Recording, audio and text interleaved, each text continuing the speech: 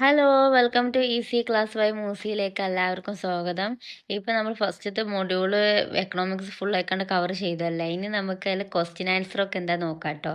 പിന്നെയെന്ന് പറഞ്ഞ മക്കളെ, നിങ്ങൾ എക്സാമിന് ഞാൻ തന്നെ ഈ ക്വസ്റ്റ്യൻ ആൻസർ മാത്രം പഠിച്ചു പോയാൽ മതി കേട്ടോ. കാരണം 80% നിങ്ങൾക്ക് മാർക്ക് ഉറപ്പായിരിക്കും. കാരണം എന്താ വെച്ചാൽ യൂണിവേഴ്സിറ്റി പ്രൊവൈഡ് ചെയ്ത് എല്ലാ ക്വസ്റ്റ്യൻ ആൻസറും അത് നോക്കുന്നുണ്ട്. പിന്നെയെന്ന് പറഞ്ഞാൽ പുതിയ സിലബസ് ആയതുകൊണ്ട് ഓല് പുറത്തുനിന്ന് ചോദിക്കാൻ വല്ല ചാൻസ് കുറവാണ്. ഇതിനിപ്പോൾ ഓല് പ്രൊവൈഡ് ചെയ്ത ക്വസ്റ്റ്യൻ ആൻസർ തന്നെ ആയിരിക്കും അധികം ഓല് ചോദിക്കല്.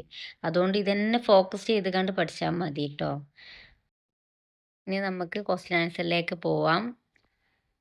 അപ്പോൾ നമുക്ക് ഫസ്റ്റ് ക്വസ്റ്റ്യൻ എന്ത് നോക്കാം. Define economics. Economics is the study of how people use resource to produce and distribute goods and services and how this activities impact society. അപ്പം എക്കണോമിക്സിൻ്റെ ഡിഫൈൻ എന്താണെന്ന് വെച്ചാൽ, അപ്പോൾ ഗുഡ്സ് ആൻഡ് സർവീസിൻ്റെ ഉൽപ്പാദിപ്പിക്കുന്നതിനും വിതരണം ചെയ്യുന്നതിനും ആളുകൾ എങ്ങനെ വിഭവങ്ങൾ ഉപയോഗിക്കുന്നുവെന്നും ഈ പ്രവർത്തനങ്ങൾ സമൂഹത്തെ എങ്ങനെ ബാധിക്കുന്നുവെന്നും പഠിക്കുന്നതാണ് സാമ്പത്തിക ശാസ്ത്രം അല്ലെങ്കിൽ എക്കണോമിക്സ് എന്ന് പറഞ്ഞാൽ.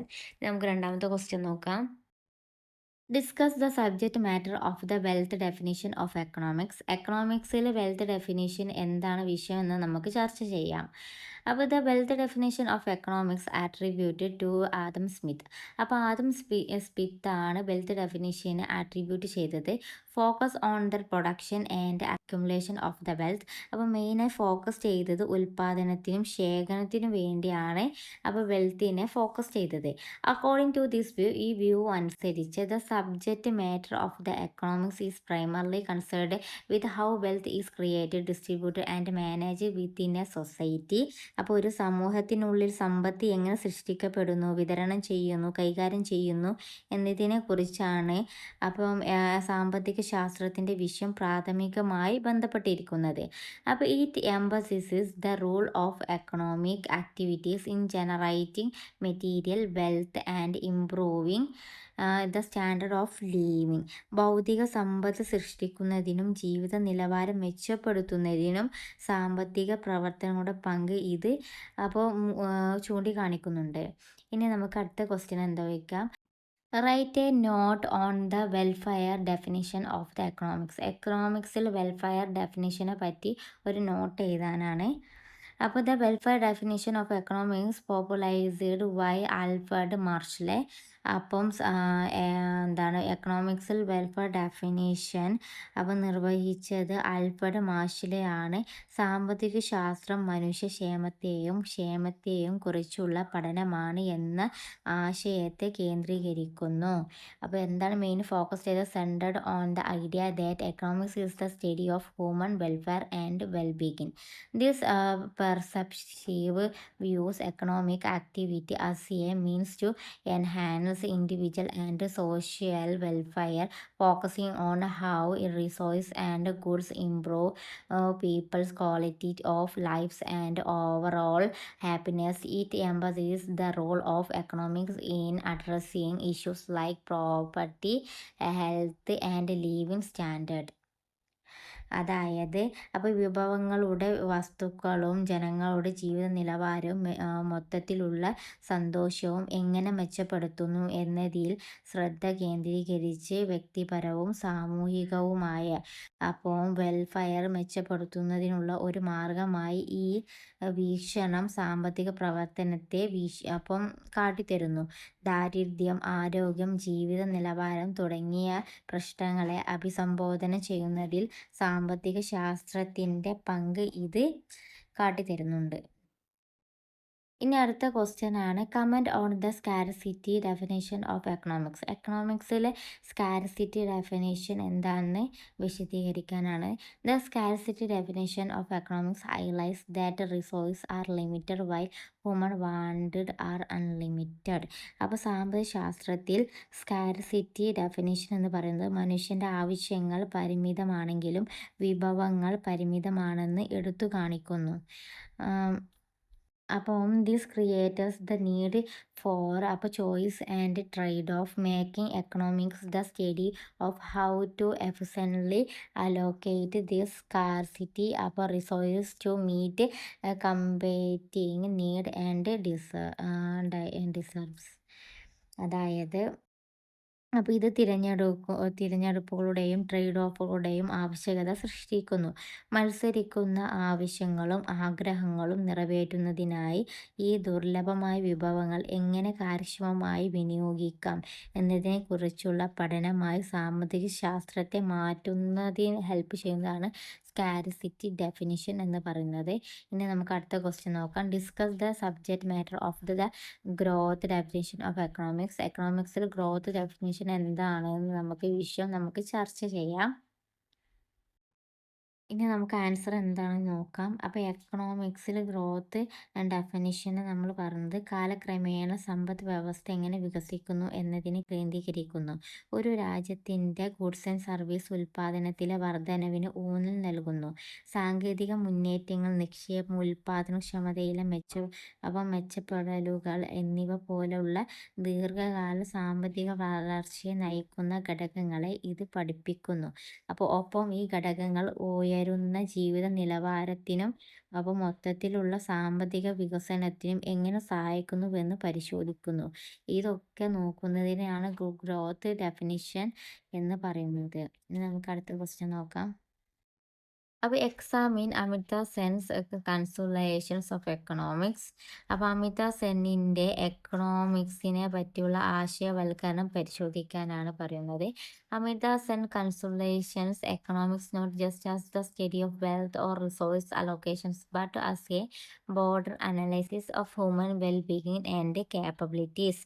അപ്പോൾ അമിത് സെൻസ് സാമ്പത്തിക ശാസ്ത്രത്തെ സങ്കല്പിക്കുന്നത് കേവലം വെൽത്തിനെയോ അല്ലെങ്കിൽ റിസോഴ്സിനെയോ മാത്രം കുറിച്ചുള്ള പഠനമല്ല, മറിച്ച് മനുഷ്യൻ്റെ വെൽബീയിങ്ങിനെ പറ്റും പിന്നെ കാപ്പബിലിറ്റീസ് കഴിവുകളുടെയും വിശാലമായ വിശകലനമാണ് പറയുന്നത്.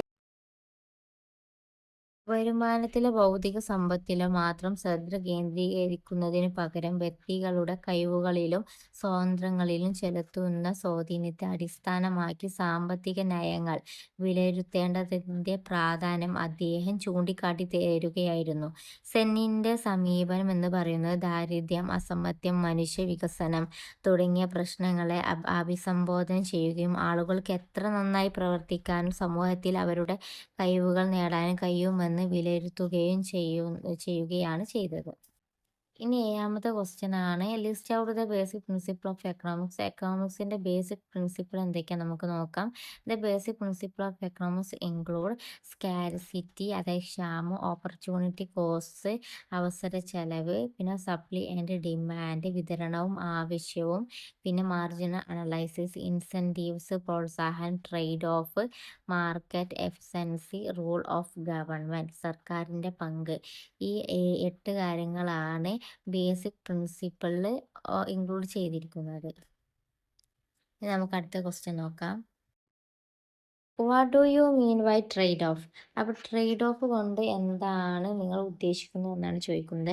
Trade off refers to the concept of giving up one options in favour of another to limited resource. It involves choosing between alternatives where selecting one option means foregoing for the benefits of the other.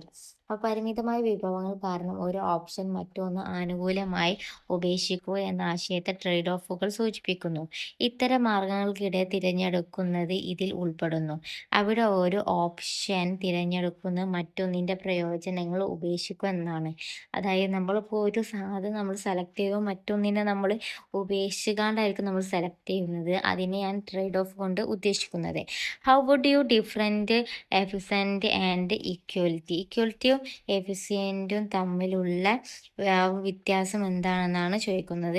Efficiency refers to maximise output with given resource while equity concerned the fairness and distributions of resource or benefit among individuals or groups. അപ്പോൾ ഇവിടെ efficiency എന്ന് ഉദ്ദേശിക്കുന്നത് നമ്മൾ maximum എത്ര output നമ്മൾ ചെയ്തു എന്നതിനാണ്. അപ്പോൾ നൽകിയിരിക്കുന്ന വിഭവങ്ങൾ ഉപയോഗിച്ച് പരമാവധി ഉൽപ്പാദനം എത്രത്തോളം നമ്മൾ ഉണ്ടാക്കി എന്നതിനെയാണ്. അതേസമയം ഇക്വിറ്റി എന്ന് പറഞ്ഞാൽ അപ്പോൾ എത്ര ന്യായമായി അത് വിതരണം ചെയ്തു എന്നതിനെ സൂചിപ്പിക്കുന്നതിനെയാണ് ഹൗ വെൽ എന്നതിനെയാണ് ഇവിടെ ഇക്വിറ്റി എന്ന് പറയുന്നത്. ഇതാണ് ഇത് രണ്ടും ഡിഫറൻറ്റ് ഉള്ളത്. What is opportunity cost? അപ്പോൾ എന്താണ് അവസര ചെലവ്? അപ്പോൾ opportunity cost is the value of the next best alternative that is forgone when a decision is make to purchase a particular option. അതായത് നമ്മളുടേതായ ഒരു സാധനം നമ്മൾ തിരഞ്ഞെടുക്കുമ്പോൾ അതിന് വേണ്ടി നമ്മൾ ചിലവഴിക്കുന്ന ആ ചിലവിനെ എല്ലാത്തിനുമാണ് നമ്മൾ അവസര ചെലവ് അല്ലെങ്കിൽ ഓപ്പർച്യൂണിറ്റി കോസ്റ്റ് എന്ന് പറയുന്നത്. ഇനി നമുക്ക് അടുത്ത ക്വസ്റ്റ്യൻ നോക്കാം. What do you margin benefits and marginal cost of economic decisions? അപ്പം എക്കണോമിക്സ് തീരുമാനങ്ങളുടെ ബെനഫിറ്റും അതേപോലെ മാർജിനൽ കോസ്റ്റും അപ്പോൾ എന്താണെന്ന് നമുക്ക് നോക്കാം. അപ്പോൾ marginal benefit refers to the additional gains or advantages obtains from consumption or producing one more unit of a good and service. While marginal costs are the additional costs incurred from doing so. Economic decisions are made by comparing this marginal benefit and the margin cost to determine if the additional benefits out. അപ്പോൾ നമുക്ക് answer എന്തെന്ന് നോക്കാം. അപ്പോൾ ഒരു goods and സർവീസിൻ്റെ ഒരു unit കൂടി ഉപയോഗിക്കുന്നതിലൂടെയോ ഉൽപ്പാദിപ്പിക്കുന്നതിലൂടെയോ ലഭിക്കുന്ന അധിക നേട്ടങ്ങളെയാണ് ഇവിടെ മാർജിനൽ ബെനഫിറ്റ് എന്ന് പറയുന്നത്. നമുക്ക് അധികം നേട്ടം കിട്ടുന്നതാണ് മാർജിനൽ ബെനഫിറ്റ് എന്ന് പറയാം.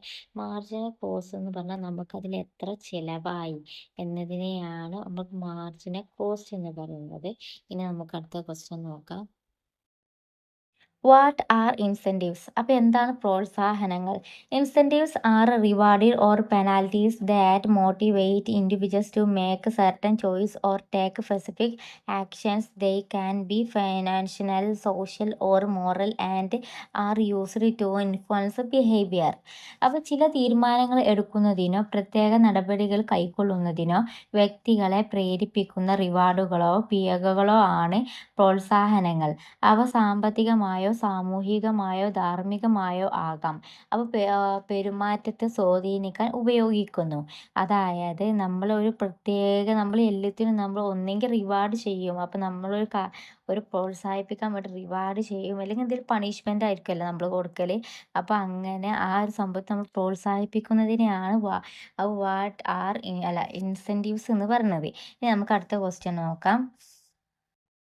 Define international trade. അന്താരാഷ്ട്ര വ്യാപാരം ഡിഫൈൻ ചെയ്യാൻ.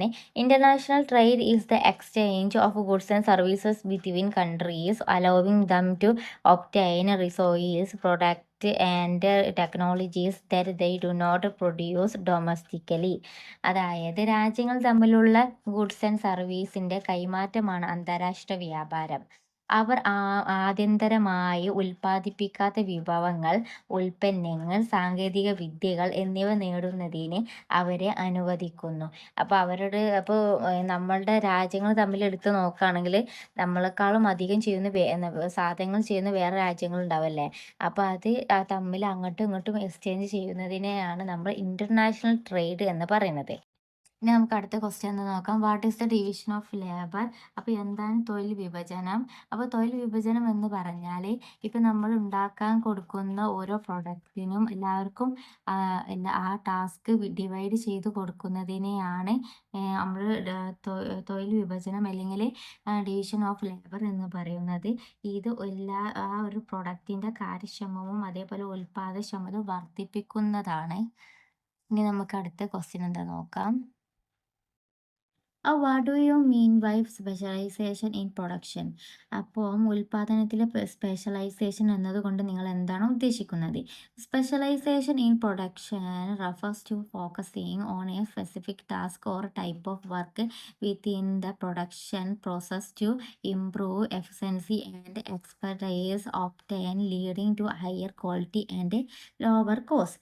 ഉൽപാദനത്തിലെ സ്പെഷ്യലൈസേഷൻ എന്നത് കാര്യക്ഷമതയും വൈവിധ്യവും മെച്ചപ്പെടുത്തുന്നതിനായി ഉൽപാദന പ്രക്രിയയ്ക്കുള്ളിലെ ഒരു പ്രത്യേക ജോലിയിലോ ശ്രദ്ധ കേന്ദ്രീകരിക്കുന്നതിനെ സൂചിപ്പിക്കുന്നു. ഇത് പലപ്പോഴും ഉയർന്ന നിലവാരത്തിലേക്കും കുറഞ്ഞ ചെലവിലേക്കും നയിക്കുന്നു. അപ്പം ഇനി അടുത്ത question, define a market economy. അപ്പോൾ ഒരു കമ്പോള വ്യവസ്ഥയെ നമുക്ക് ഡിഫൈൻ ചെയ്യാം. A market economy is in economic system where decisions about production, investment and distribute are guided by the interactions of citizens and businesses in the marketplace rather than by government regulation. ഉൽപാദനം, നിക്ഷേപം, വിതരണം എന്നിവയെക്കുറിച്ചുള്ള തീരുമാനങ്ങൾ സർക്കാർ നിയന്ത്രണേക്കാൾ വിപണിയിലെ പൗരന്മാരുടെയും ബിസിനസ്സുകാരുടെയും ഇടപെടലുകളാൽ നയിക്കപ്പെടുന്ന ഒരു സാമ്പത്തിക വ്യവസ്ഥയാണ് വിപണി സമ്പദ് വ്യവസ്ഥ എന്ന് പറയുന്നത്. ഇനി നമുക്ക് അടുത്ത ക്വസ്റ്റ്യൻ എന്താ നോക്കാം. Explain the concept of self interest. സ്വയം താല്പര്യം എന്ന ആശയം വിശദീകരിക്കാനാണ് പറയുന്നത്. Self interest is the principle that individuals or organisations act in ways that they believe will best benefit themselves obtain seeking to maximum their own advantages or well being. വ്യക്തികളോ അല്ലെങ്കിൽ ഇൻഡിവിജ്വൽസോ or ഓർഗനൈസേഷനോ തങ്ങൾക്ക് ഏറ്റവും മികച്ച നേട്ടമുണ്ടാക്കുമെന്ന് അവർ വിശ്വസിക്കുന്ന രീതികളിൽ പ്രവർത്തിക്കുന്നു. പലപ്പോഴും സ്വന്തം നേട്ടങ്ങൾ അല്ലെങ്കിൽ ക്ഷേമം വർദ്ധിപ്പിക്കാൻ ശ്രമിക്കുന്ന തത്വമാണ് സ്വയം താല്പര്യം. അതായത് ഒരു എക്സാമ്പിൾ പറയുകയാണെങ്കിൽ നമ്മൾ ഓരോ സംഭവത്തിനും നമ്മളുടെ ഇഷ്ടം അനുസരിച്ചാണ് ഓരോ സാധനത്തിനും റേറ്റ് കൂട്ടലും കുറയ്ക്കലും ഒക്കെ അല്ലേ. അപ്പം അതാണ് ഇതിന് ബെസ്റ്റ് ഉദാഹരണം. അത് ഒരു ഇൻട്രസ്റ്റ് ആണ്. അത് നമ്മൾ എത്രത്തോളം റേറ്റ് കൂട്ടണം കാര്യങ്ങളൊക്കെ. നമുക്ക് അടുത്ത ക്വസ്റ്റ്യൻ നോക്കാം. What are invisible hand according to Adam Smith. Adam സ്മിത്തിന്റെ അഭിപ്രായത്തിൽ അദൃശ്യമായ കൈകൾ എന്തൊക്കെയാണ്? അതായത് ആദം സ്മിത്തിന്റെ അദൃശ്യമായ കൈ എന്നത് ഒരു സ്വതന്ത്ര കമ്പോളത്തിന്റെ സ്വയം നിയന്ത്രണ സ്വഭാവത്തെ സൂചിപ്പിക്കുന്നു. അതായത് നമുക്ക് എല്ലാ സാധനവും ഒരുമിച്ച് വാങ്ങാൻ പറ്റൂലല്ലേ. പക്ഷെ നമ്മൾ ആവശ്യ സാധനം മേടിച്ചുമ്പോൾ നമ്മൾ അപ്പോൾ കടക്കാരനും തിരിച്ചും ഒരു ബന്ധം ഉണ്ടാവില്ല. നമ്മൾ ആകെ ആ ഒരു ബന്ധം എന്ന് പറഞ്ഞാൽ നമ്മൾ ക്യാഷ് അങ്ങോട്ട് കൊടുക്കലും വാങ്ങലുമാണ്. അപ്പം അതാണ് ഇവിടെ അദൃശ്യമായ, അപ്പോൾ ഇൻവിസിബിൾ ഹാൻഡ് എന്ന് പറഞ്ഞാൽ. കാരണം നമ്മളൊരു കണക്കിലല്ലായിരിക്കും നമ്മൾ കൊടുക്കലല്ലേ. കാരണം ഇന്ന സാധനം ഇത്രയും നമ്മൾ മേടിച്ചു എന്ന് പറഞ്ഞാൽ പൈസ കൊണ്ടല്ലേ. നമ്മളൊരു സാധനം എടുക്കുന്നു, അതിനനുസരിച്ച് നമ്മൾ പൈസ കൊടുക്കുന്നു. അതിനാണ് ഇൻവിസിബിൾ ഹാൻഡ് എന്നിവിടെ ഉദ്ദേശിക്കുന്നത്. ഇനി ബാക്കി ക്വസ്റ്റ്യൻ ആൻസർ ഞാൻ അടുത്ത പാർട്ടിൽ വിടാം കേട്ടോ. പിന്നെ എല്ലാവർക്കും ഈ ക്വസ്റ്റ്യൻ ആൻസർ മനസ്സിലായെന്ന് വിചാരിക്കുന്നു. എന്ത് ഡൗട്ട് ഉണ്ടെങ്കിലും കമൻറ്റ് ബോക്സിൽ ചോദിക്കാൻ മറക്കരുത് കേട്ടോ.